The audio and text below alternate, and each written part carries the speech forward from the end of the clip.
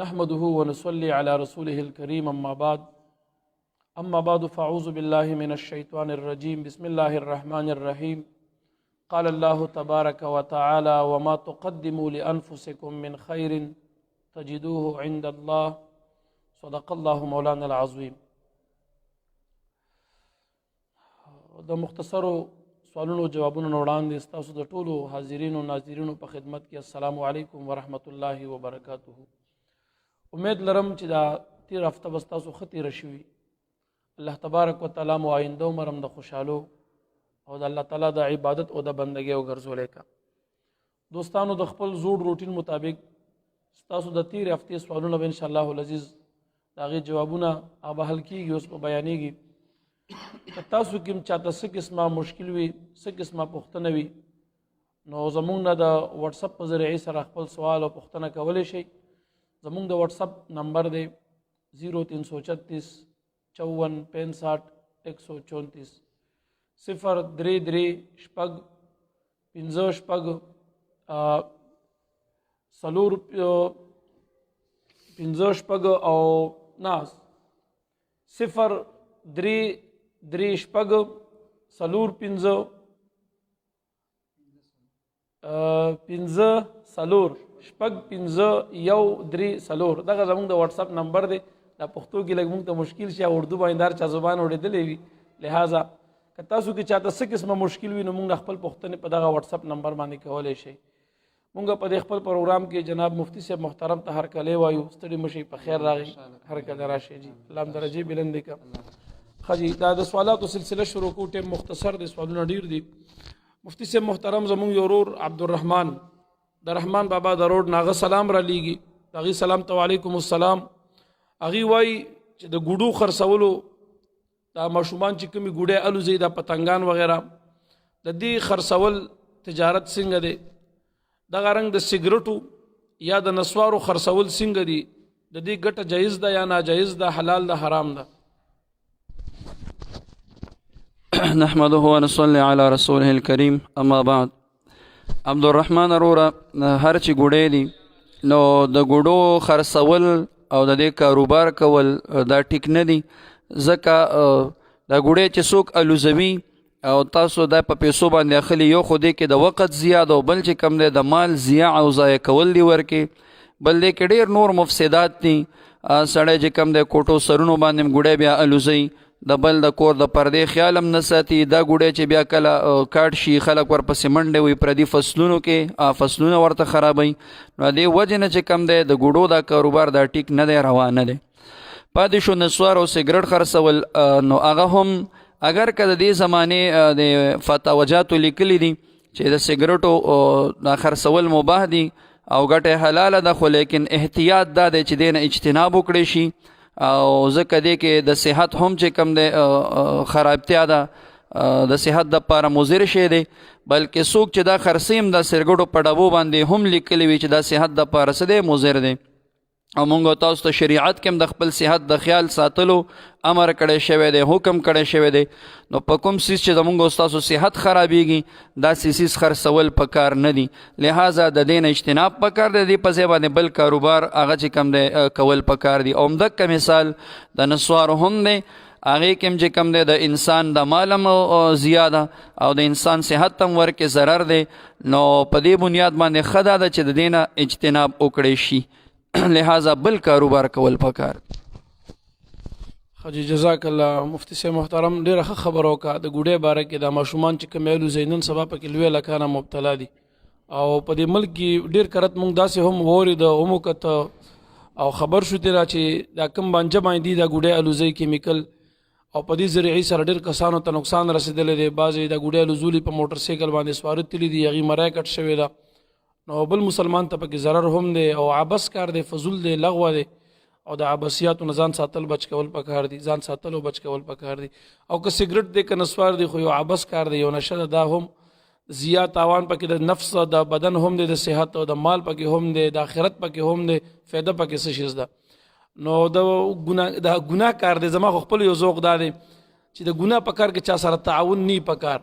سیګریټ سکل دا خو د شرع د ریانه یو بد عمل دی، ګناه ده. که نسوار دی هم، که مکروه دی، مکروه تنزیهی هم دی، خو ګناه خو ده کنه. او د ګناه په کار کې تعاون چا سره بیخي د سره په کار نه دی. د دې په ځای نور ډېر حلال تجارتونه دی، هغه کوي، دې نه ځان وساتئ. ښه جي ډېره مننه مفتي صاحب مبارک. زمونږ بل یو ورور د دوبۍ نه هغه سلام را لیږي، هغې سلام ته وعلیکم السلام ورحمت الله. هغې وایي د کویدن نه وړاندې یو هلک له مور پلار کویدن کې، د دې کویدن نه وړاندې دی دغه جینۍ کتی شي یا نه، او یا د جینۍ د الګ کتی شي که نه، د کویدن نه وړاندې د یو بل کتل په نیت د کویدن او د واده باندې دا څنګه دی، جایز دی یا نه دی جایز؟ وروره چې کله نیت محض نکاح وي او شهوت پرستی نه وي نو بیا بالکل چې کوم دی زموږ شریعت د جینۍ کتل هم روا ګرځولی دي چې روا دي، او جینۍ د پاره هم د الګ شامل کلی دي چې د جینۍ د پاره خو ډیره اولاد چې بیا الګ وګوري، ځکه د سړي د پاره خو بیا هم پس د واده نه د اجازت وي چې هغه که ښځه مثال خوښني بل وادو کې هغه ته څلورو نکاحونو اجازت شته، لیکن زنانه خو بیا نه د خاوند نه ځان خلاصولی شي په خپله خوښه باندې، او نه بل واده کولی شي، نو هغې د پاره هم اولاده. خو ګوره د دې دپاره څه شرایط دي. یو خدا ده چې مثال ستا به محض نیت د نکاح وي، شهوت پرستی به نه وي، چې ستا نیت د نکاح نه وي او تاسې وایې چې ورګه زه دا جینۍ ګورم، نو بیا ټیک نه ده. دویم نمبر دا که جینۍ خوښه نه شوه نو سکوت به اختیارول غواړي، د خلکو مخکې به دا نه ویلی کېږي چې هغه زما خوښه نه شو، دا عیب پکې دا عیب پکې، ځکه دې کې ایذا د مسلمان ته تکلیف دی. او بل لا چې پخه اراده به دي دا ما مخکې مویل د نکاح، بل لا بهتره دا ده چې دا چاته ته نکاح چا سره کول غواړي هغه دې په داسې طریقه باندې وکتلی شي چې هغې ته پته ونه لګېږي او ته وګورې، ځکه که بیا بعد کې ته انکار هم کوې نو هغې ته خو به دا پته نه لګېدلي چې زه یې کتلی یم، نو د هغې زړه ته به تکلیف نه رسېږي. او بل دا چې د چاته ته مثال نکاح کول غواړي د هغې صرف کتل جایز دي، نور چې کوم دی مسه کول د هغې جایز نه دي. او که په یو کرت کتو سره هغه ستا حاجت پوره شو مثال، نو بیا دویم کرت نظر دا اچول دا جایز نه دي، دویم کرت به نه ګوري، او کتلو کې فقط صرف مخ به ګوري، او دا هتیلی چې ورته وایي دا لاسونه دا کتل جایز دي، دې نه ما سوا بل اندام به نه ګوري. حاجی جزاک الله ډیره مننه مفتی صاحب محترم. زمونږ بل یو ملګری هغه سلام را لیږي، د هغې سلام ته وعلیکم السلام. هغې وایي زه په یو کمپنۍ کې کار کوم، هلته زمونږ سره چې کوم مساجد دي عموما دا جوماتونه بند وي د جمعې مانځه دپاره وغیره، که کله کلوم وي د عامو منځونو دپاره نو یو میټر فاصله کې دا یو بل نه لرې ولاړ وي، دي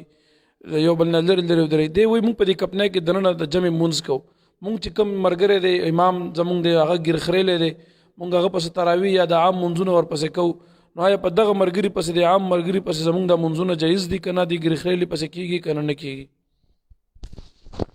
وروره که چېرته مساجد بند دي په دې شرط باندې چې حقیقت کې مساجد بند وي او هلته جمع منځونه نه کېږي، او که کېږي مثال د جمع نه کېږي ځان تم چې کې یو میټر به لرې ودرېږي،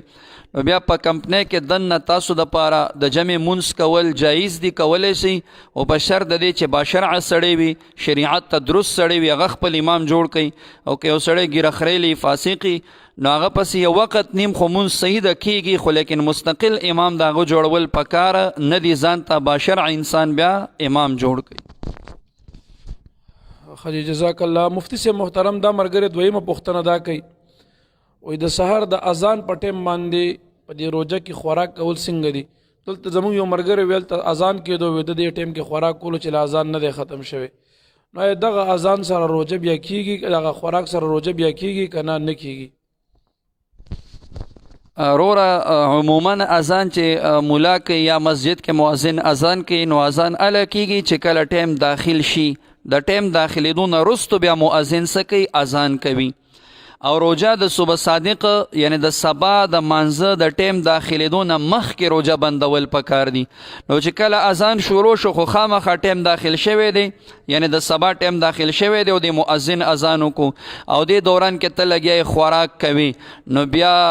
دا روژه د سره نه کېږي، د دې قضا په تا باندې څه ده لازمه ده، دوباره به دا روژه قضایي راګرځي. که بالفرض و تقدیر داسې یو صورت پیښ شو چې یو مؤذن د ټیم نه مخکې اذان کوي، مثال ټیم داخلېږي نن سبا 4 بجې یو مؤذن را پاسېدلی دی هغه 3 بجې لګیا دی اذان کوي نو دغه د دوران کې خو بیا اذان کې خوراک څه کوي چې اذان نه پس هم 3 پاوه پس هم چې کم دی خوراک کولی شي خو ټیم نه دی داخل او که ټیم داخل بیا مؤذن اذان کې ورته لګیا بیا وایي چې ورګه اذان نه دی ختم خوراک کومه نو دا بیا چې کم دی وخت نه پس خوراک کول دي سبا په ټیم کې بیا روژه بالکل نه کېږي دې کې ډېر احتیاط وکړئ دا نقشې شته دی دایمي نقشې هغه ګوري او بیا په دغه نقشه باندې چې کوم دی تاسو خپل روژه ماتوئ د دې نقشې مطابق او نیسئ یې هم نن سبا روژې ماتي کې مضانونه قبل الوقت بعضې ټایم کې کېږي او دغه رنګ چې کوم دی سحري ټایم باندې هم بعضې یاران دوستان هغه ټایم لا داخل شوی وي دي اذان لیټ وکړي عموما کله کله موږ اودې ته ګورو چې درېږه بانګ وویلی شي نو بیا به زه خوراک بند کړم نو داسې مه کوئ کله کله د اذانونه لیټ کېږي تاسو سوچو کې د اذان لیټ وشي چې کله اذان لیټ کېږي او ته تر اذان کتو پورې ګورو چې اذان وشي بیا به زه روژه بندوم نو چې اذان وخت داخل شوی دی او اذان لیټ شو تا هغه وخت کې خوراک وکړو نو ستا خو روژه لاړه سره وخوړو د دې روژې در باندې بیا قضا لازم ده تېره ورځ ما ته څه ملګري دلته راغه وایي موږ سهار کې راپاڅېدو زموږ ګمان دا چې لا اذانونه نه دي شوي لږ لیټ شوي نو بس مونږ ټایم باندې پوه نه شوي مونږ کېناستو ټولو خوراک وکړو وی دې کې یو کس چې ټایم ته صحیح وکړه هغه چې دا خو جمع هم شوي د جومات کې او رڼایم بهر برابره خوره شوي بعضې کورونه لږ بند وي نو ما ته یې څه به کوو په خطایا سره روژه وخوړلی شوه دې روژې مې القضا لازم ده په تاسو باندې نو ګوره داسې کوم ملګري چې د اذان په ټایم کې خوراک کړی وي یا وخت داخل شوی وي اذان لا نم وي شوی د خوراک کړی وي نو د باندې د دې روژې بیا قضا لازم ده دی به د دې روژې قضا وروړي ځکه دی خطا شوی او که قصدن عمدن وکړي نو بیا ګورې قضا او کفاره پې دواړه لازم ګرځېږي خجی زمونږ هغه یو ملګري د دوبۍ نه چې سلام را لېږلو د کویدنې باره کې تپوس کړی مفتي صاحب محترم د هغې ملګري دویم سوال دا دی هغه وایي زه دلته دوبۍ کې یم دلته چې کومې جماعتونو کې امامان دي هغې چې کومې جمع ورکوي دغه امامان اکثریت جالۍ ټوپۍ کې وي پټکې دلته ډېر څوک نه پسروي نو آیا په داسې امام پسې چې د هغه جالۍ ټوپۍ په سر وي او پټکې نه پسروي د پسې مونځ جایز دی یا نه دی جایز وروره که چېرته کم امام پټکې نه پسروي خو عقیدې صحیح وي نو بیا بالکل هغه پسې مونځ کېږي جایز دی مونځ ورپسې کېدی شي خو په شرط د دې چې عقیدې څه وي صحیح وي اهل سنت والجماعت والا وي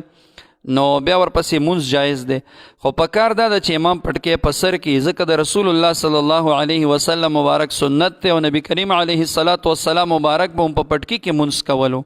نو د امام دپاره 3 کپړې پکار دي مثال پرتوک پکار دی قمیص پکار دی او پټکې پکار دی نو غوره او بهتره خبره دا ده چې امام دی پټکې چې کوم دی دا هر مونځ ته په سر کې او مونځ دی پټکي کې ورکړي خو بیا هم که چېرته عقیدې صحیح او ټوپۍ کې مونځ ورکوي نو مونځ ورپسې صحیح دی جزاک الله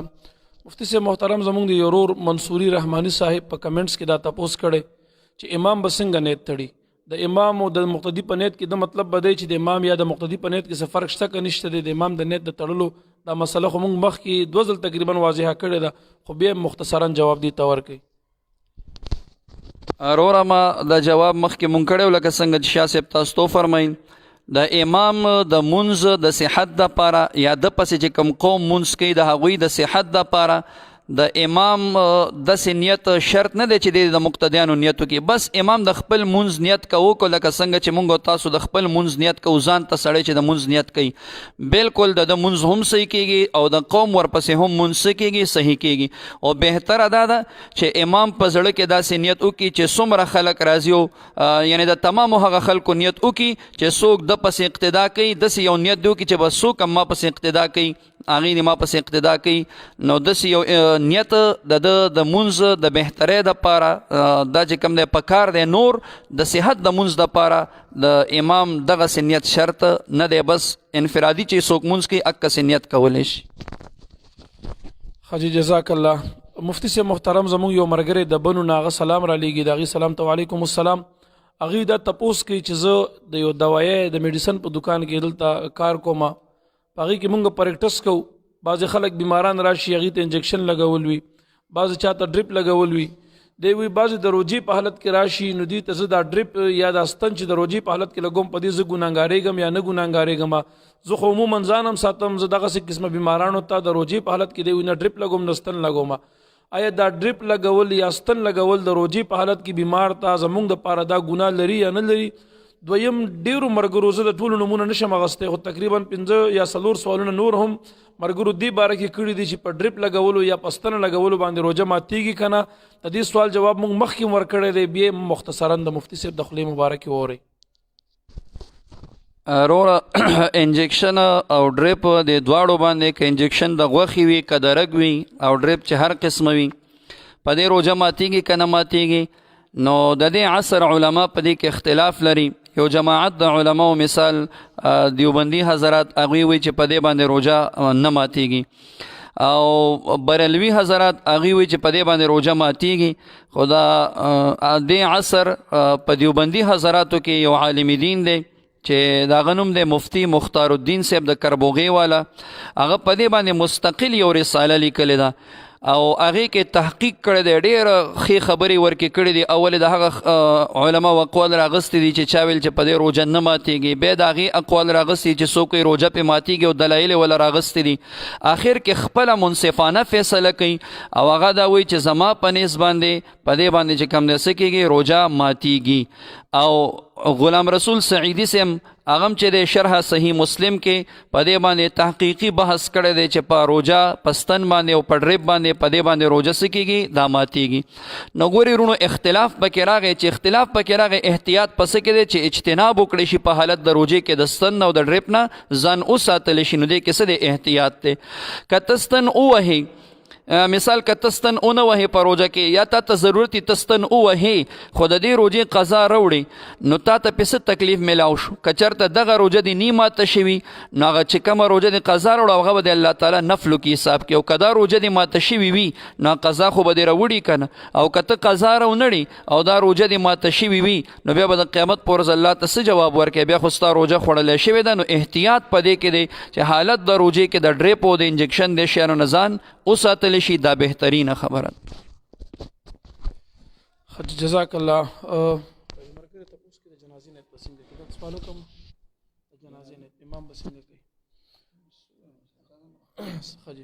جزاکم الله. مفتی سے محترم بل یو مرګری دا تپوس کوي، هغه وایي چې کله زنانه غسل کوي دی سلام را لېږي، د هغې سلام ته وعلیکم السلام ورحمت الله.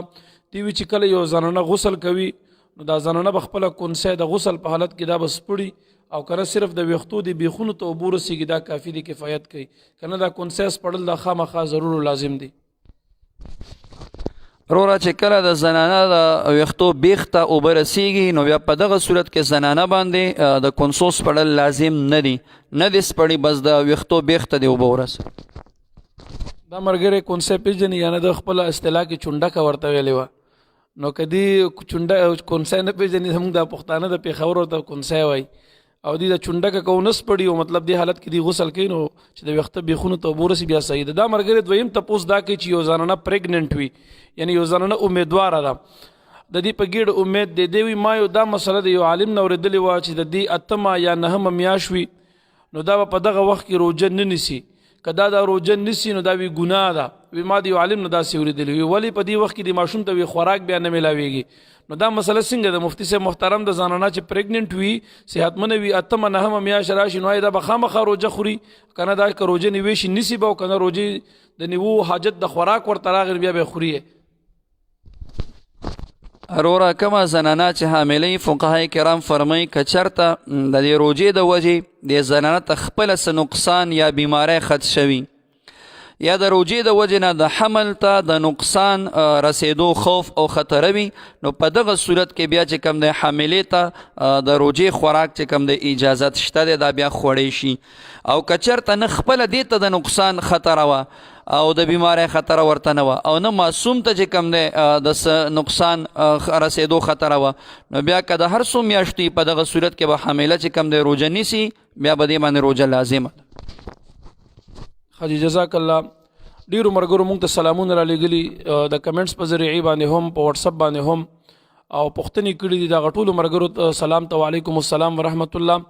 الله تبارک وتعالی دې تاسو هم ښاد او آباد او خوشحاله ولرلی کړي، د صحت په جامو همیشه دپاره پټ اوسېږئ. ډیرو دوستانو پوښتنې کړي دي، الحمدلله زم ښه یم، زموږ ټول ټیم مفتی صاحب مبارک باچا صاحب محترم ټول صحتمند دي الحمدلله، د خپل روټین مطابق زموږ معمولات روان دي، شکر دی د لوی الله احسانات دي. ښه جي بل یو ملګري دا تپوس کړی دی مفتی صاحب محترم، دی وایي چې په ستنه باندې روژه ماتېږي که نه؟ دی دا تپوس کړی دی د ستنه کوي د رګ والا وي په هغې ماتېږي که نه نو ګوره دا سوال جواب مو مخکې تاسو له درکو که ستنه د رګ وا که د مټ وا احتیاط دا دی چې روجه دی مطلب روجې په حالت کې د ستنه ونه والی شي او ډریپ ته هم ونه خېجولی شي او مطلب دا دی که یو سړی ډېر مجبوره وي نو چې ډېر زیات مجبوره دی او سخت بیمار دی نو د عذر خو بیا خامخا شریعت عذر قبلی بیا که دی د ډېر بیماری د شدت د وجې نه د ستنو و یا ډریپ وخېجئ نو بیا هم احتیاطاً د دې روجې قضا دی بیا راوړي ښه جي بل یو ملګری موږ ته سلام رالیږي د هغې سلام ته وعلیکم السلام د سعودي عرب نه دا ملګری وایي چې موږ څه ملګري یو مختلفو شهرونو کې پراته یو بعض داسې چې 1700 کیلومیټر 1800 کیلومیټر بعض 400-500 کیلومیټر د یو بل نه لرې لرې یو کله کله موږ یو کار پسې یو بل خواته لاړ شو موږ مسافر یو نو دی وایي چې هلته موږ سفرانه مونځونه کوو وای مونږ د یو علاقې ته لاړو مونږ هلته سفرانه مونځ کولو د مصر څه ملګري وو هغې مونږ ته وویله چې تاسو 3 شپې 3 ورځې به سفرانه مونځ کوئ د 3 شپو 3 ورځو نه بعد به تاسو بیا پوره مونځ کوئ دی دغه یو تپوس کوي چې آیا دا خبره د دې ټیک ده یا غلطه ده او ما ته بیا خپلو ملګرو دا ویل زما ذوق دا ما ویل چې مونږ کار هم نه کوو اوزګار هم یو فرصت هم را سره شته دی په دې ځي کې هم یو اگر چې مسافر یو مونږ به پوره مونځ کوو وی ملګرو راته ویل چې نه که په زموږ څه پته نه لګي چې موږ څومره موده دلته ایسار یو 10 ورځې 20 ورځې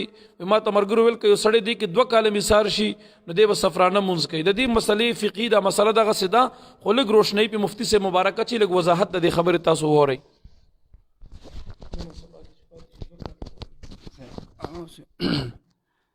اروره کوم چې اول خبره وه چې تاسو ته چا ویلو چې 3 ورځې یو ځای کې پاتې کېږي نو هغې نه وروسته بیا پوره مونځ کې سفرانه مونځ به نه کوي دا غلطه خبره ده چې سفر په اندازه باندې یو سړی د سفر نیتو کې تقریبا 78 کیلومیټر د فقهاو لیکلی دی چې دومره داسې یو ځای ته تا د تک اراده کړې وي او الته ستا د 15 ورځو د تیرولو نیت تا نی کړی نیت د اقامت یعنی د 15 ورځو د تیرولو تا الته نیت نی کړی نو بیا ته مسافر سفرانه مونځ به کې که 3 ورځې تیرې که 4 که 10 که 8 که 11 12 14 14 پورې ته یا سفرانه مونځ کولی شو که د 15 ورځو د تیرولو نیت ته الته وکړو نو بیا ته مقیمې بیا به مقیم یعنی د اقامت مونځ به کې پوره مونځ دویمه مسله چې تاسو ته خپلو ملګرو دا ویلې ده چې یو ځای کې ته مثال 2 کالو پورې هم پروت نو سفرانه مونځ به کې نو دا هغه وخت کې چې کله ته یو ځای کې ستا څه کاري او ته وایې چې مثال دې ځای نه سبا ځم بله ورځ ځم سبا ځم بله ورځ ځم دا کار مې نن کېږي سبا کېږي په دې دوران کې ته پاتې کېږي او نیت د اقامت یعنی د 15 ورځو تېرولو نیت تا نه کړي خو بس دا کار ته ایسارې که نن شو نن ځم که سبا شو سبا ځم دې دوران کې تا باندې کلونه تیر شي نو هم ته مسافر سفرانه مونځ به کې عبدالله ابن عمر رضی الله تعالی عنه مبارک بارک راضي دی اذربایجان ته تللی او 6 میاشتې هلته تېرې کړې وي او 6 میاشتې چې کوم دی سفرانه مونځ کولو د هغې وجه هم دا وه چې ده به نن او سبا د تک ارادې کولې اول ته پاتې کېدو نیت د اقامت یې نه کړی نو سفرانه مونځ یې کولو سفرانه مونځ به بیا کوي انشاءالله ستاسو سر به پې خلاص شوي تاسو په دې مسله پوه شوي چې ستا نیت د اقامت هلته نه وي او نن او سبا کې د یو کار په زنګېږي او هغې په وجه ته ایسارې 15 ورځو د پاتې کېدو نیت دې نو ته سفرانه مونځونه کولی شي دا خبره دې ټیک ته ښه جي جزاک الله مفتي صاحب محترم زمونږ بل یو ملګری هغې الهام حسین هغې د کمنټس په ذریعه دا تپوس کې چې د روجې په حالت کې ټوټپیس کول څنګه دي جایز دي یا ناجایز دي روره د روجې په حالت کې ټوټپیس کول چې کم دی په شرط د دې چې د دې ټوټپیس ذرات تیر نشي نو بیا مکروه دی بیا هم فقهاو څه لیکلی دي مکروه لیکلی چې مکروه دی خو دې ټوټپیس کې داسې مواد دي چې هغه غالبا هغه دننه زور کوي او تیریږي نو لحاظه اجتناب ته پکار دی او که ذرات د ټوټپیس تیر شول نو بیا خو بالکل روجې لره څه دی مفسد دی فاسدوي روجه ماتوي خجی جزاک الله مفتی سے محترم زمونږ بل یو ورور شاه حسین د ابو زبین هغې سلام را لیږي تاسو ته سپیشل سلام ما ته باچا صاحب ته ستا ټولو سلامونو ته وعلیکم السلام ورحمت الله دی دا تپوس کوي چې د صورت توبې نه وړاندې دا کلمه دا ولې نه ده لیکلی شوې بسم الله الرحمن الرحیم د هر صورت نه وړاندې لیکلی شوی دی صرف د صورت توبې نه وړاندې دا کلمه نه ده لیکلی شوې علت څه دی شیخ حسین وروره دې دپاره خو مفسرینو چې کوم دی ګڼ وجوهات بیان کړي دي زه مختصرا چونکې ټایم لږ دی صرف 1-2 تاسو ته ویم یو وجه خو یې دا ذکر کړی د مفسرینو چې د تمامو سورتونو سره بسم الله الرحمن الرحیم نازله شوې وه او د سوره توبې سره بسم الله الرحمن الرحیم نازله شوې نه ده. جبرائیل علیه السلام مبارک دې سره بسم الله راوړې نه ده، نو ځکه چې کوم دی دا لیکلی شوې نه ده. دویمه وجه دا ده چې حضرت علی رضی الله تعالی عنه مبارک فرمایي چې د سوره توبې سره بسم الله نه ده لیکلی شوې. د دې وجه دا ده چې بسم الله امان دی او سوره توبه چې کم دی دا رفع د امان ده، په دې کې امان پورته شوی دی، هغه عهود چې کم دی مات شوي دي، نو د دې وجې نه چې کم دی بسم الله د سوره توبې په اول کې نه لیکلی کېږي. ډېره مننه. دا ملګری دویم تپوس دا کوي، دی وایي زه د معدې بیمار یم، نو ما د پاره امامت کول څنګه دي؟ زه امامت کولی شم که نه؟ د معدې بیمار مطلب دا دی چې زما ګیس زیات راځي، د ګیس تکلیف راته زیات وي، نو دی وایي زه د دې ګیس تکلیف په وجه باندې زه د امامت کولی شم که نه؟ ما خلکو ته عذر هم وکړو، خو خلک په ما ډېر اعتماد کوي، هغوی چې خامخا ته به امامت مونږ له راکړې. او دې دویم د ورسره دا تپوس هم کوي چې د دې معدې د تکلیف د وجه نه زه د قرآن عظیم الشان تلاوت کولی شم که نه؟ نشم کولی، زه به د قرآن د تلاوت سره څه کوم؟ دا خو میاشت د رمضان المبارک د دې کې ډېر تلاوت پکار وي، نو دی وایي زما د تلاوت طریقه به څنګه وي؟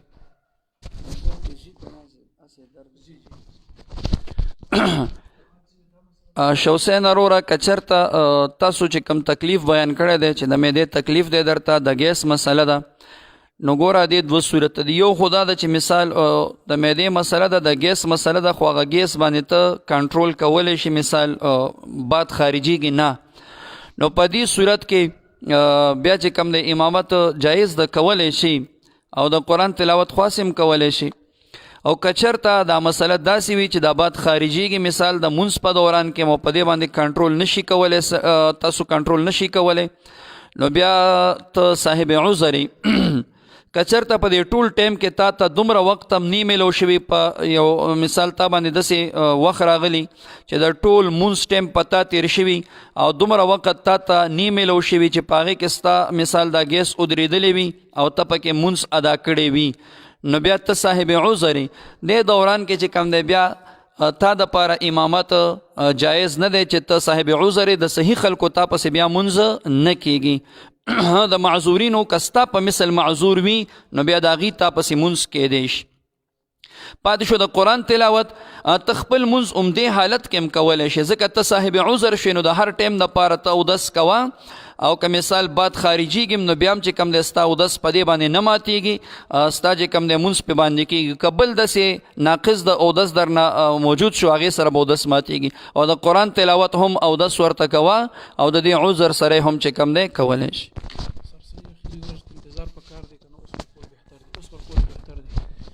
یو مرګری عبدالرحمن افریدی صاحب په کمنټس کې دا تپوس کوي مفتی صاحب محترم چې بعضې خلک د سرسایي په ورکولو کې د روجي اخرو ورځو ته انتظار کوي، اختر ته انتظار یا د روجي اخري ورځو ته انتظار کوي. دا تپوس کوي چې یو سړی اوس نه سرسایه ورکوي دا غوره ده بهتره ده، او که نه خامخا د اخرو ورځو ته انتظار پکار دی هغه غوره ده. سرسایه څه ټایم کې ورکول غوره دي؟ د سوال مطلب همدغه دی. اروره کچرته سرسایه اخري ورځو ته پرېږدې هم جایز د هغې کې خو خبره نشته، خو ښه خبره دا ده که اوس دې ورکه نو بهتره په دې ده چې کوم چاته مثال ته ورکې فقراو ته به یې ورکې، سرسایه خو مالدار ته ورکولی نه شي، نو هغوی به مخکې نه ځان ته خپلو بچو ته د کپړو دارنګې د کیړو سپلو مپلو د دې بندوبست به وکړي، نو تاسو سره مونږ سره به د اختر په خوشحالو کې هغه څو ګرځېږي، شریک به وګرځي. حاجی جزاک الله. د شوسین رور د ابو زبینا د اخره کې یو خبر دا هم کړی وای، ما ته دعا هم کوي، ډیره دعا ان شاء الله الله د صحت او شفا درکا. زمونږ د ټول یاران چې څومره دلته ناست دي ګڼ یاران دي، الله تعالی دې زما په دعا غي امین وای، الله تعالی صحت درکړي، د خوشحالو زندگی د خدای نصیب کا. د ویل چې ما ته وظیفه مو خایي، نو هغه وظیفه دا ده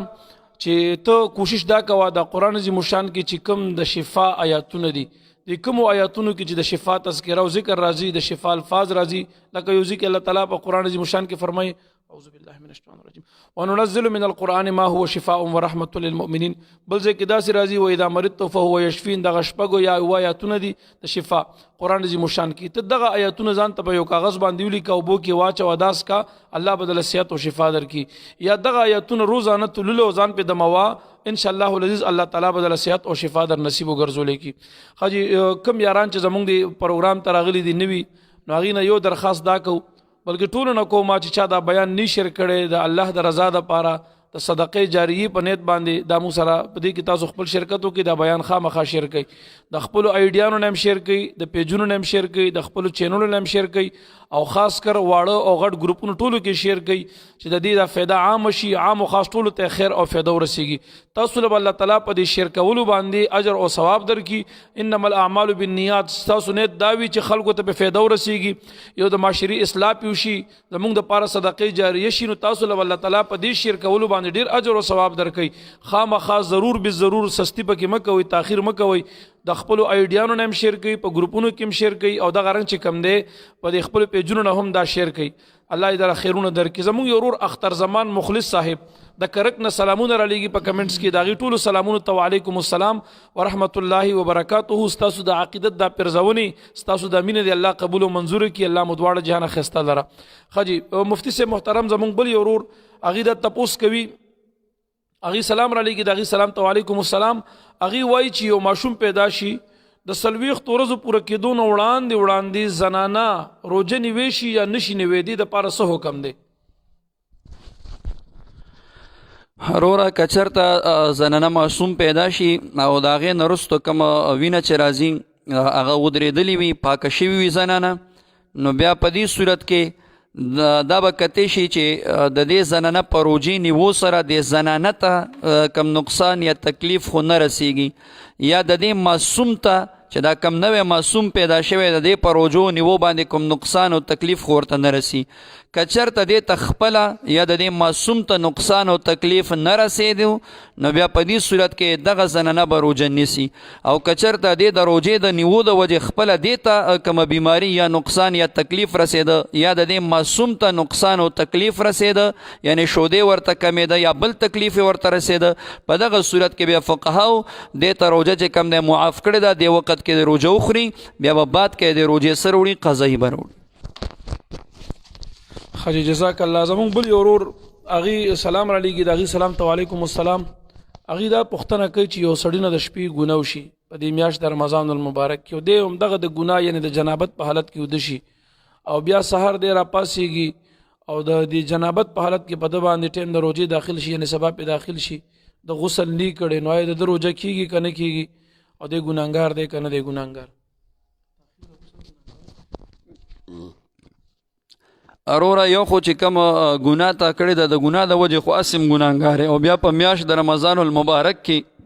ګناه درنه شوې ده نو ډېره رجوع الله تعالی ته وکړه دا سخترین جرم دی الله تعالی دې موږ تاسو ټول چې کم دی د ګناهونو نه خپل حفظ و امان کې وساتلی کړي پاتې شو د جنابت په حالت کې چې تا باندې سبا شو او روجه دې ونیوه نو روجه دې کېږي او دا تاخیر د غسل هم بغیر د عذر او ضرورت نه پکار نه دی نو غسل وستل هم چې کم دی مخکې پکارو خو بهرحال که بیا هم تا باندې سبا شو حالت د جنابت کې نو روجه نیوی شي روجه دې کېږي حاجی ډیره مننه مفتی سے محترم زمونږ بل یو ملګری هغې شازیب هغې داسې وایي چې یو محفل کې سړی نعت لګوي نعت ته غوږ نیږ دي نعت ته توجه ډیره نه ورکوي نعت یې لګولی وي لکه نن سبا د رمضان المبارک په میاشته کې بعضې خلک د فټبال ټورنمنټ ویستی وي هغې کې میچ شروع وي هلته فټبال خلک کوي دوی دلته ورته نعت لګولی وي نو نعت ته توجه نه ورکوي دا څنګه دی جایز دی که نه دی جایز ارورا چې کله یو ځای کې د نعت شریف ته توجه نه ورکول کېږي نو هلته نعت لګول نه دی پکار ځکه دا د نعت بیا بې حرمتي ده ښه خبره نه ده لکه مو ته سره یو سړی خبرې کوي زه چا سره خبرې کوم یا ته چا سره خبرې کوي هغه تا ته توجه نه درکوي نو تا باندې به زور تېرېږي که نه تېرېږي نو دغسې نعت شریف چې کوم محفل کې هغه ته توجه نه ورکول کېږي هغې کې د نعت لګول مناسب نه دي هغه چې کوم دی بیا نه دی لګول پکار حاجی صحیح دی حاجی زمونږ بل یو ملګری منیر خان هغې دا تپوس کوي چې په کمنټس کې دا سوال یې کړی دی چې امام د جنازې نیت به څنګه کوي لکه څنګه دا مقتدیان نیت کوي نو دا خو پکې امام یادوي نو امام به مقتدیان یادوي که نه یادوي که ستا دغه مقصد وي نو چې څنګه په عام منځونو کې مفتی سے مبارک دا خبره درته وکړه عام منځونو کې چې امام بهتره دا ده چې دا نیت امام وکړي چې څوک هم راځي ما پسې ودرېږي نو د هغې اقتدا د ما پسې صحیح وي ودرېږي نو دا کرنګ مونږ د جنازې هم دی لکه مونږ تاسې وایي چې اقتدیتو بهذا الامام په جنازې منځ کې. نو دا خو مونږ تاسې مقتدیان وایو. امام که داسې نه وایي، امام د پاره د الفاظ خو ویل نه دي پکار، ځکه هغه نه خو مخکې امام نشي شاید داسې وایي. بس هغه په زړه کې صرف دومره قصد او اراده وکړي چې څومره خلک ما پسې ولاړ دي د هغه ټولو دپاره زه امام جوړ شم، د ټولو اقتدا دې ما پسې صحیح وي. بالکل صحیح ده. داسې د مفتي صاحب مبارک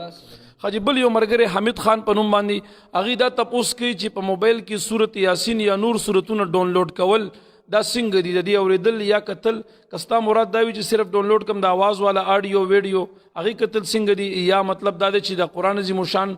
سور پکې سړی د لیکلو په ذریعې باندې ډاونلوډ کړي بیا تلاوت کوي، دا څنګه دي؟ نو د مفتي صاحب مبارک د خولې جواب وورئ.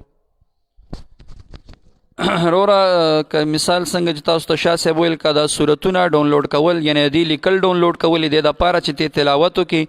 نو دا سوال مونږ مخکې جواب کړی دی چې موبایل کې د قرآن عظیم الشان تلاوت کول جایز دی، بالکل کولی شي، لیکن بهتره دا ده چې قرآن عظیم الشان سړی راواخلي او هغې ته ګوري او تلاوت وکړي، هغې ته نظر کول هم څه دی؟ عبادت دی. خو که دې دپاره ته ډاونلوډ کوي چې بعضې وخت کې مثال قرآن مجید سړي سره نه وي، یو داسې ځای کې ګیر شي، نو هغه وخت کې بیا د وخت نه فایده واخلي، دې کې تلاوت وکړي، نو بالکل جایز ده، کولی شي. یا که سورت یاسین یا نور سورتونه د قرآن عظیم الشان ته د دې دپاره ډاونلوډ کوي چې اوري، نو هم صحیح ده، کولی شي. خلک پکې غانې بجانې اوري، نو ته پکې د الله جل شانه کلام اوره، قرآن تلاوت اوره، دا خو ښه خبره ده، کولی شي. حاجي جزاک الله. مفتی صاحب محترم دی، یو ملګري مونږ ته دا هم ویلي دی چې د طاهر صاحب دی، طاهر خان صاحب دی، وایي چې تاسو کله دا پروګرام لایو راځئ یو پروګرام کوئ نو د هغې نه مخکې یو پوسټ کوئ. مونږ خو تقریبا د سحر د مخه یا پښمني کې مونږ یو پوسټ کوو خامخه چې نن به انشاءالله 12 بجې مونږ به خامخا لایو راځو، پروګرام به کېږي. نو ستا مشوره ډېره بهترینه مشوره ده، ښه خبره ده.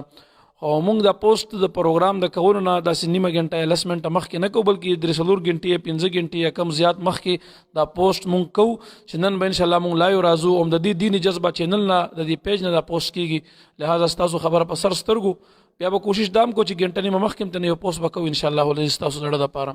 د یوې دې دپاره یو پوسټ کوو چې مونږ ورته تیاری وکړو. زمونږ بل یو ورور عبدالرحمن افریدي صاحب په کمنټس کې هغه وایي چې مفتي صاحب محترم د الله تعالی نه ډېر سوال او دعا وکړي چې الله تعالی د کرونا دا وبا ختمه کړي او الله تعالی په مونږ باندې رحم وکړي. نو ډېره ښه خبره دې کړې ده، بهتره خبره ده. مونږ به هم دعا کوو چې الله تعالی دې دا وبا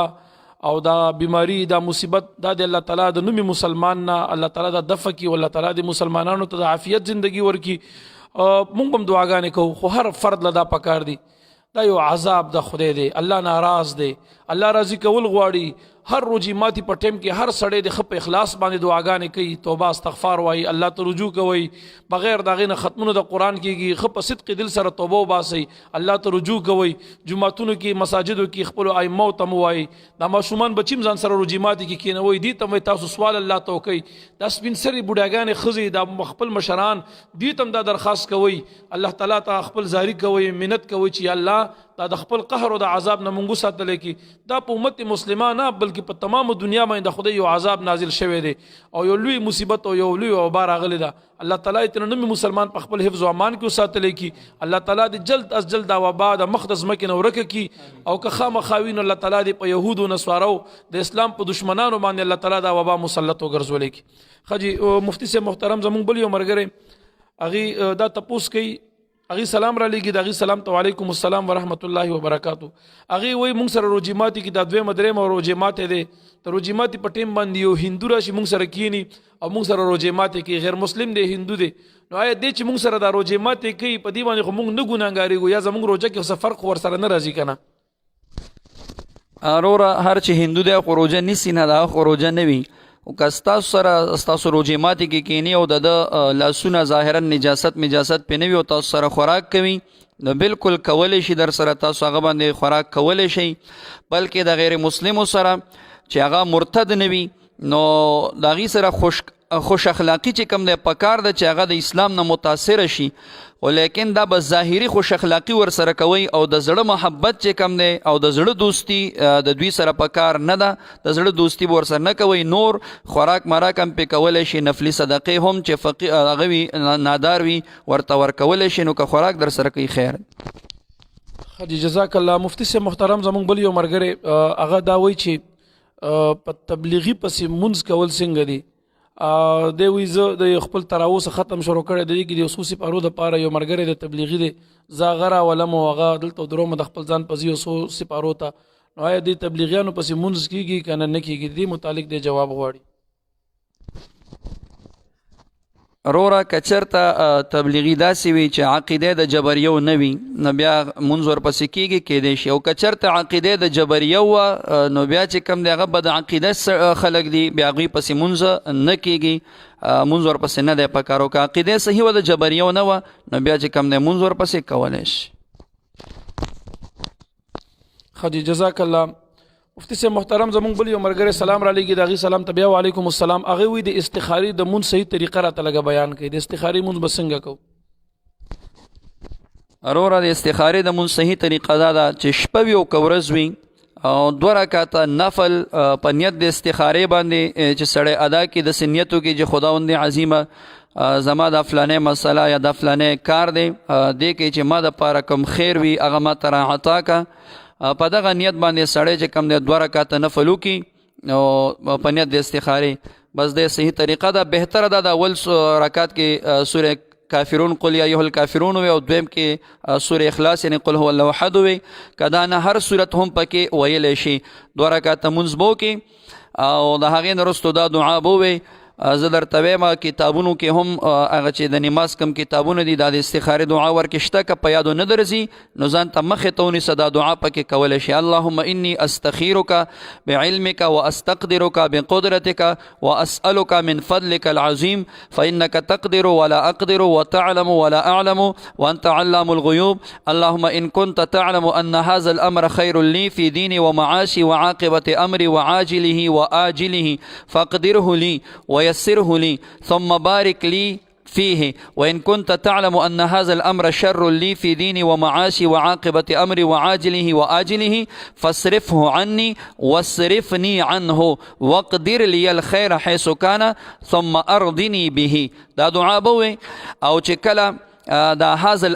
الامر راشي نو که په عربی باندې پوهېږي ستا چې کم حاجتي هغه د هذا الامر په ځای به هغه حاجت ذکر کې مثال نکاح ده نو داسې به وایي چې ان كنت تعلم ان هذا النکاح شر لي في دیني ومعاشي. که په عربی نه پوهېدې همدغه هذا الامر وایو په زړه کې چې ستا کم کار وي دغه هذا الامر سره په زړه کې هغه کار حاضر کا او دا دعا به ووایي. باقي استخاره مارتل د ورځې هم کېدی شي خو بهتره دا ده چې سړی د شپې د وده کېدو په ټایم کې چې هغې نه وروستو بیا ته څه خبرې مبرې نه کې هغه ټایم کې وشي نو دا بهتره خبر. خدي جزاک الله. مفتی صاحب محترم زمونږ بل یو ملګری هغې دا تپوس کوي چې د بانډونو کاروبار کول څنګه دي؟ سلام را لیږي د هغې سلام ته وعلیکم السلام ورحمت الله. د بانډونو د کاروبار متعلق پوښتنه کوي چې د بانډونو کاروبار کول څنګه دي، اغوستل خرڅول څنګه دي یا ساتل څنګه دي، جایز دي یا نه دي جایز؟ وروره د بانډ باره کې موږ مخکې جواب کړو چې بانډونه دا هم د نن سبا زمانې د علماو په دې کې اختلاف دی. بعضې علما هغه وایي چې دا ناروا دي او بعضې علما وایي چې د دې کار جایز دی. نو اختلاف پکې راغی. احتیاط دا دی چې ځان ته نه وساته، د دې په ځای باندې دنیا کې نور ډېر جایز کارونه دي هغې کې بیخي د سره اختلاف نه، هغه کارونه ځان دپاره څه کوي خپل کوي. جزاک الله. زموږ یو ملګری اکبر پښتون هغه وایي چې یو پیر صاحب دی سید هم دی او چرس فل چرس کی یعنی په روژه کې او د روژه د سر نیسي نه پیژني نه نو دا پیر منل پکار دي که نه؟ دا پیر نه دی، دا د پیری په نامه باندې یا د پیری په جامه یو تور داغ دی بدنما. سید دی د سیادت په سر سترګو خو دومره دا چې داسې سړی مقتدا یا پیر ګرځول یا د په حلقه د بیعت کې داخلېدل دا نه دي پکار. د سړي باندې خپل اصلاح لازم ده، دا خپل ناقص دی. الله تعالی معرفت ته نه دی رسېدلی چې دا روژه غوندې عظیم ترین فرضي عبادت دی د سره پیژني نه او فل ټایم چرس کې خو برابر چرسي دی نو داسې چرسي بې دین نه او بیعت کول نه دي پکار. د حلقې ته د صحبت ته ورتلل بالکل نه دي پکار. د سره قطع د تعلق پکار ده. داسې سړي باندې د پیر نومې ښودل دا د پیرۍ بدنامي کول ده، د پیرۍ سپکاوی کول دي. پیري او مریدي دا څه ګپ نه دی. مطلب د خبرې مې دا دی چې دغه سړی سره تعلق ساتل یا د بیعت کې داخلېدل دا بالکل نه دی پکار. دا سړی فاسق دی، فاجر دی. دغه پیر باندې اول د خپل ځان اصلاح پکار ده، د په زړه کې اول خپل خشیت پکار دی، د خپل ځان اول کمال ته ورسي، نو بیا د هغې نه بعد د مریدان نیسي، بیا د په مریدانو باندې خپل ځان ومني. که هر څوک وي زما دا خبرې د په ځان باندې بد نه لګي، الله تعالی دې وکړي چې زمونږ دا خبرې د دې انسان د اصلاح ذریعه وګرځېږي. ډېر یارانو دوستانو پکې سلامونه راولېږل په دې کمنټسونو کې، دغه ټولو سلام ته وعلیکم السلام ورحمت الله وبرکاته. ډېرو یارانو د دعا درخواستونه هم رالیږلي دي، تاسو ټولو ته به انشاءالله العزیز خامخا دعا کېږي په آخر کې یا د روژې ماتي په ټایم کې انشاءالله موږ په خپلو دعاګانو کې یاد ساتو. الله مو خوشحاله او آباد ولره. مفتی صاحب محترم زموږ بل یو ملګری هغې دا تپوس کوي، سلام رالیږي، د هغې سلام ته وعلیکم السلام. محمد یوسف د پېښور نه، او د رمضان کې یو سړی د تراویح نه بعد وتر اونکي د سحري په ټایم باندې دی وتر کوي، نفل کوي. د دې دوران کې نفل کولی شي یا نه، یعنی نفل مخکې کوي یا وروسته به کوي، د به دا مقصد وي تراویح سره دی وتر اونکي په جمع باندې د سحري په ټایم پښمني کې کوي د تهجد سره، نو دا وتر جایز دی که نه دی جایز؟ اروره د تراویح سره که یو سړی وتر اونکي نو بالکل د پښمني په ټایم کې یعنی صبح صادق د سبا د ټایم داخلېدو نه مخکې د تهجد سره چې کوم د وتر کولی شي، او د دغې وترو نه مخکې بیا نفلونه هم کولی شي. یعنې تهجد ته مخکې وکړه او بیا بهتره خبره دا ده چې وتر بعد کې وکړې، ځکه چې دا وتر ستا اخرنی منځ وګرځېږي. صحیح شو؟ خو بهتره دا ده چې تراویح سړی وکړي نو دا وتر د امام سره په جماعت باندې وکړي، دا افضله ده. او که نه وتر په جماعت نه کوي، پرېږدي وي تهجد سره کوي، نو هم جایز ده. وی تهجد اول وکړي، وتر د بعد کړي. ښه جی، جزاک الله. زمونږ بل یو ملګری همدغه ملګری محمد یوسف د پېښور نه، د دویم تپوس دا کوي چې د جمعې په ورځ د خطبې په دوران کې د دواړو خطبو په درمیان کې بعضې خلک دعا کې لاس پورته کوي، د دعا په حالت کې دا څنګه د لاس پورته کول پکار دي یا نه دي پکار؟ اروره دې کې هم د علماو دوه جماعت دي. یو جماعت د علماو دا وایي چې امام کله منبر باندې کېناستېده نو بیا به مقتدي بیخي غلی وي او خاموشي سره به دا خطبه اوري، که منځ کې امام کیم ناستېده نو مقتدي زړه په زړه کې دعا کولی شي، خوله به نه خوځي او لاسونه هم دعا دپاره نه شي اوچتولی. یو جماعت د علماو دا وایي چې کله امام کېناستېدو د دوو خطبو دوران کې نو دغه دوران کې په زړه کې مقتدي دعا کولی شي او په زبان باندې هم چې کم دی په پست اواز سره، یعنی چې اواز پې باندې بلند نه کړي، نو په زبان سره هم دعا کولی شي. او دعا چې هر کله وي جایز شوه، نو د دعا د آدابو نه لاسونه اوچتول هم دي. اگر که دغه مخصوص ځای کې نبی علیه السلام مبارک نه لاسونه اوچتول خو ثابت نه دي، خو لیکن د دعا د آدابو نه هغه چې کم دی لاسونه پورته کول دي. نو لحاظه وي دغه دوران د دواړو خطبو منځ کې هم چې کم دی لاس اوچتولو سره هم دعا کولی شي. یو جماعت د علماو ورکې دا دی. خو جزاکم الله. بل یو ملګری سلام رالیږي د قطر نه، د هغې سلام ته وعلیکم السلام. دا ملګری دا تپوس کوي وي زه دلته قطر کې یم، زما فیملی پاکستان کې ده، هغې زما فیملی زما د اجازت نه بغیر زما سرسایه هلته ورکولی شي یا نشي ورکولی. دی ورسره دا تپوس هم کوي چې زه به سرسایه دلته په قطر کې ورکوم که نه هغې هلته پاکستان کې بیا ورکوم، د سرسایې څه طریقه کار دی؟ یو ملګري دا تپوس هم کړی دی چې سرسایه څومره ده، سږ کال څومره سرسایه مقرر شوې ده. عبدالقدیر آغا صاحب او نورو ملګرو دا تپوس په کمنټسونو کې وکړو چې سرسایه څومره ده، او دغه ملګري دپاره سرسایه هلته ورکول پکار دي یا دلته ورکول پکار دي؟ اروره دا چا چې دا پوښتنه کړې چې سرسایه څومره ده، څومره مقرر شوې ده، نو د حکومتي ریټ نه خو ما ته تر اوسه علم نشته چې څومره 120. شاه صاحب محترم وایي چې حکومت د خوا نه 120 روپۍ سرسایه دا مقرر شوې ده فی کس 120 روپۍ. نور شریعت په لحاظ سره مثال لکه غنمو که څوک ورکوي نو هغه بعضې فقها وایي چې په کم 2 سیره دي او څوک 2 سیره یادوي، څوک په باندې 2 سیره. نو احتیاط دا دی چې سړی په باندې 200 قیمت ورکړي، لږ زیات ښه دی کم نه دی ښه، خو بس حکومتي ریټ مقرر شوی دی 120 روپۍ، نو دغه سرسایه شو. پاتې شو زموږ دا بل لور چې کوم مسلې پوښتنه کړې ده چې زه په قطر کې او زه سرسایه چې ورکوم نو د دې په حساب به ورکوم که د پاکستان په حساب، او زه به زما فیملی زما د اجازت نه بغیر زما سرسایه ورکولی شي که نه. نو ګوره وروره اولا خو مسله دا ده چې ته په قطر کې یې نو ته خپله سرسایه او ستا چې کم نابالغه اولاد دی نابالغه د هغوی سرسایم پتا لازمه ده، نو ته به هم د هغوی سرسایه ورکې. که د غنمو په حساب ورکې، مثال غنم ورکې پوکم 2 سیره، نو که په قطر کې ورکې که په پاکستان کې ورکې، خو چې غنم ورکې نو هر ځای کې چې ورکې همدکه پوکم 2 سیره دي همدا به ورکې، که پاکستان کې ورکې که قطر کې. او کنه د پیسو په لحاظ د دې غنمو قیمت ورکې، نو بیا چې ته په کوم ځای کې مثال ته قطر کې نو خپله سرسایه او ستا چې کم نابالغ اولاد دی د هغوی سرسایه په قطر کې چې کم ریټ مقرر شي نو ته به هغه ریټ ورکې. که هغه بیا د قطر په پیسو سره په پاکستان کې ورکې او کوم په قطر کې ورکې، او کنه دغه د قطر دا ریټ چې مقرر شوی دی مثال په توره سویم ریال چلیږي 15 ریال مقرر شوی دی، نو یا هم دغه 15 ریال ورکې که پاکستان کې ورکې که قطر کې، او یا که د دې ریالو قیمت ورکې نو بیا د دې 15 ریالو قیمت هم دغه قطر کې ورکولی شي پاکستاني پیسو سره او دلته پاکستان کې هم ورکولی شي. پاتې شو ستا بالغ اولاد او ستا زنانه، د هغوی سرسایه په تا باندې لازمه نه ده، که احسان ورسره کې نو کولی شي. او ستا دا پوښتنه چې زما اهل او زما کورنۍ زما د اجازت نه بغیر زما سرسایه ورکولی شي که نه، نو هغوی خو هسې هم پاکستان کې نشي ورکولی، ته به یې ورکوې، او که ورکوي نو تا نه د اجازت والی. جزاکم الله. کمنټس کې ډیر زیات سوالونه را روان دي، د کمنټس والا ورونو ته ویم چې تاسو به لږ انتظار کوئ. اول چې دا تیر هفته کې کم سوالات شوي دي د هغې سوالونو جوابونه وشي، که بیا ټایم وون انشاءالله تاسو ته به ستاسو د سوال جواب خامخا میلاویږي. زمونږ یو ورور محمد نذیر د اورمړ بالا نه اورمړو نه هغه سلام را لیږي، د هغې سلام ته وعلیکم السلام. هغې وی مونږ بارګین کار کوو، مونږ تقریبا 70 کسان یو بارګین کې، مونږ په دې بارګین کې خپل جمع کوو، اذان وکړو بیا د هغې نه بعد مونږ جمع کوو. مونږ سره جومات داسې یو 200 قدمو کې لرې دی. آیا مونږ په دې بارګین کې دا جمع کولی شو که نه مونږ به خامخا جومات ته حاضري لګو؟ اروره که چېرته مسجد خو تاسو سره قریب دی 200 قدمه، خو هېڅ مزل نه دی. او خو که چېرته د مسجد کې امام صحیح العقیده او صحیح عقیدې والا سړی نو بیا بالکل تاسو بارګین کې جمع نه ده پکار، مسجد ته تک پکار دی، هلته مسجد کې د جمع منځ کول پکار دي. او که مسجد کې امام بد عقیده او بد عقیده امام پسې منځ کېږي نه، اعاده بیا چې کوم دی واجب ده، نو ادې نه بیا بهتره ده چې خپل ځای کې د جمع منځ کوئ.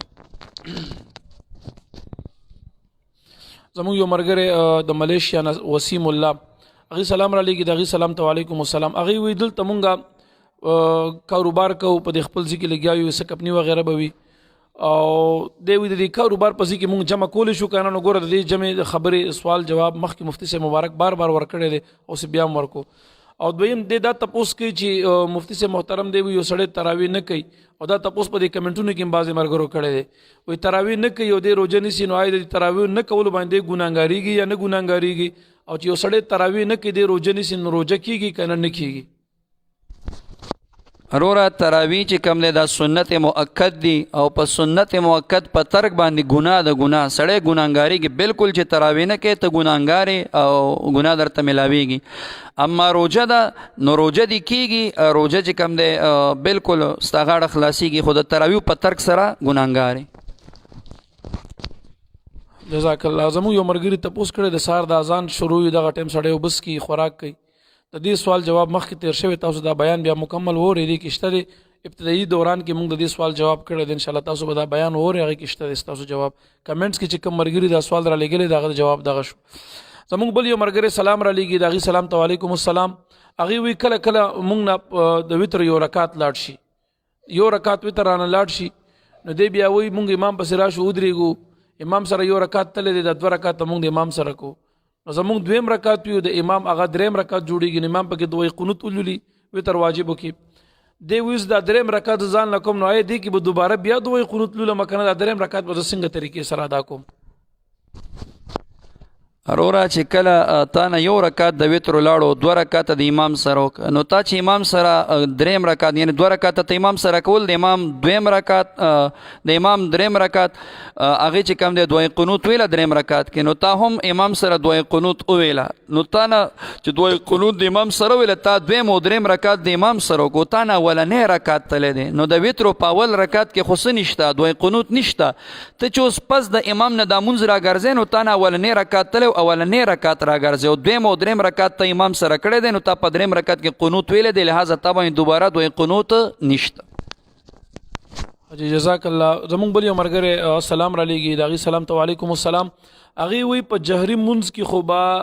په امام پسې مقتدي صورت فاتحه نه لولي، لکه موږ د ماښام مونځ کوو یا ماسخوتن مونځ کوو یا سحر مونځ کوو یا د جمعې مونځ کوو، نو دې کې امام چې قرت په زوره باندې لولي نو مقتدي خو به الحمد تر ولد والي نه پورې دا نه وي. هر چې خفي مونځ دی لکه د ماسپښین یا مازدیګر مونځ، نو آیا په دې پټ منځونو کې به مقتدي په امام پسې تر ولد والي نه پورې الحمد لولي که نه به لولي؟ د دې سوال جواب غواړي. اروره مقتدی به امام پسې نه په جهري منځونو کې نه په سري پټو منځونو کې یو منځ کې چې کم دی امام پسې به فاتحه شریفه نه لولي. قرآن کې موږ ته دوه حکم راغلي دي، اذا قرئ القرآن فاستمعوا له وانصتوا لعلکم ترحمون. نو علما فرمایي دا فاستمعوا حکم امر د هغه منځونو دپاره دی چې کم جهري منځونه دي، نو په هغې کې فاستمعوا حکم دی. او کومو کې چې سري منځونه دي په هغې کې د انصتو حکم دی. قرآن خو مخکې امام لګیا دی تلاوت کوي، نو ته ورته څه شه چپ شه. لہذا نه سري منځونو کې نه جهري منځونو کې یو کې هم د فاتحې لوستل مقتدي باندې نشته. جزاک الله. زمونږ د یورور عبدالله نوري صاحب یو سوال کړی دی، په سوال مونږ پوه نشو په کمنټس کې، دا سوال لږ واضح وکړه چې مونږ ستا دا سوال جواب بیا وکړو، ستا په سوال مونږ ونه رسېدو.